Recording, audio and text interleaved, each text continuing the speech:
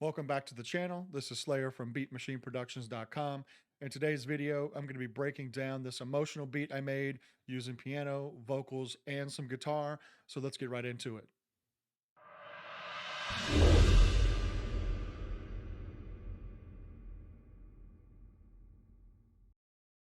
Okay, so the first thing I did when making this beat is I pulled up an instance of Keyscape. I used the studio preset. I thought that had the best sound. It was kind of mellow. I did turn up the velocity sensitivity, but other than that, I didn't really change anything about the preset. So the pattern that I made is pretty straightforward. It looks more complicated than it is. This is just a 3-chord progression. I'm in C sharp minor on this, and this first chord is just a C minor 7 chord. So when I outline it, you'll see all of the chord tones that belong in that chord. So this is the root, the third, the fifth, and then the seventh, and then I just repeat the root again, as well as the third. So you could see all of those fit inside of the chord except for like just one note essentially.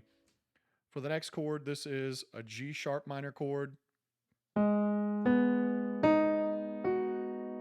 then if I keep repeating the chord tones, you'll see that they just fall right inside of that chord progression. So root, third, fifth, seventh, root, and then third again. And then the final chord is an A major chord. So super straightforward on that. The only thing I did was I kind of played around with the velocity, and then I added a couple of repeating notes, but we're still in the chord progression.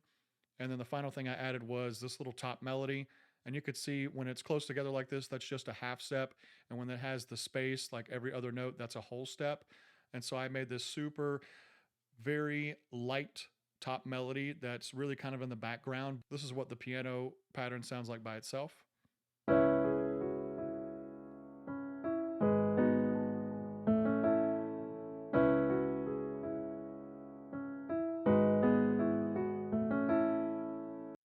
So after I finished the piano, I went in to record the vocals.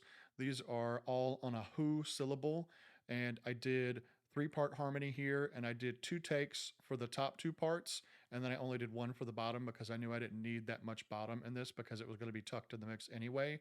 This is what the vocals sound like with no effects.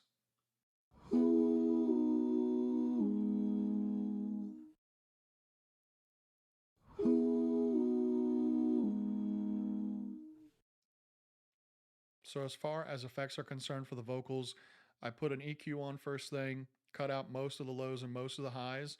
I added a little bit of reverb, and then I added RC20, mainly for a little bit of wobble and then a lot of distortion just to add some upper harmonics to the vocals. This is what they sound like with effects on.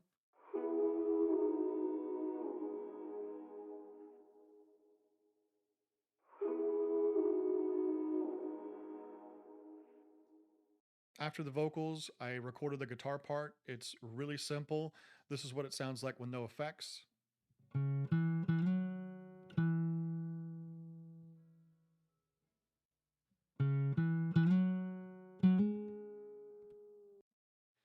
And so I recorded this with an acoustic guitar. I just put my vocal mic basically right up to the body of the guitar to record it. For the effects, I added some EQ.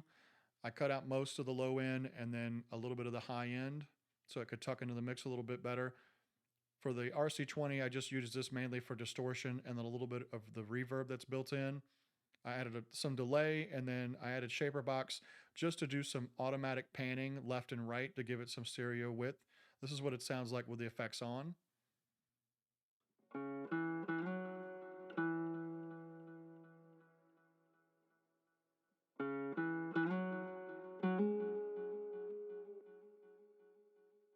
After I finished with the guitar, I went into the 808.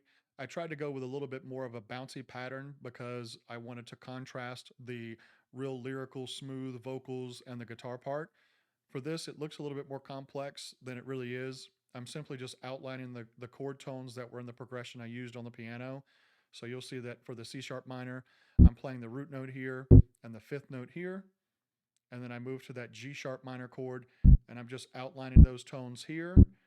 And then for the A minor chord or the A major chord, I'm doing the same thing here. So I'm just outlining those chord tones, and that's something you could do to add variety to your 808 instead of just doing the root note only all the time, you could use some of those other chord tones whenever you're actually playing some harmony.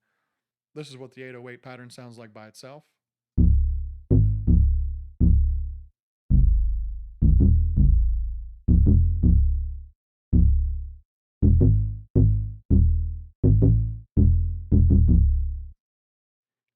Once I finished up with the 808, I went into the drums.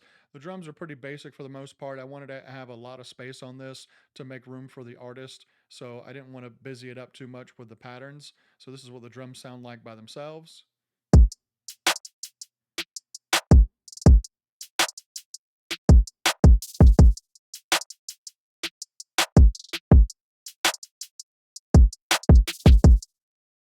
So after I finished with the drums, I went in and sequenced the entire beat. I simplified the piano during the verse some. I took out that high melody and a couple of the chord tones. I also added a one-shot sub bass that's going to play during the intro and during the pre-hook in the beat just to give it some variety and change it up from the 808. And then the only other thing that I added were a couple of transitional sounds like some risers and cymbals, and then I added some vinyl noise in the intro. So that's all for today's video. I appreciate you guys checking it out. Make sure you hit the like button and subscribe if you haven't done so already. Let me know in the comments what you thought about the beat and let me know what you'd like to see in future videos. I appreciate all the support. I'll see you guys soon.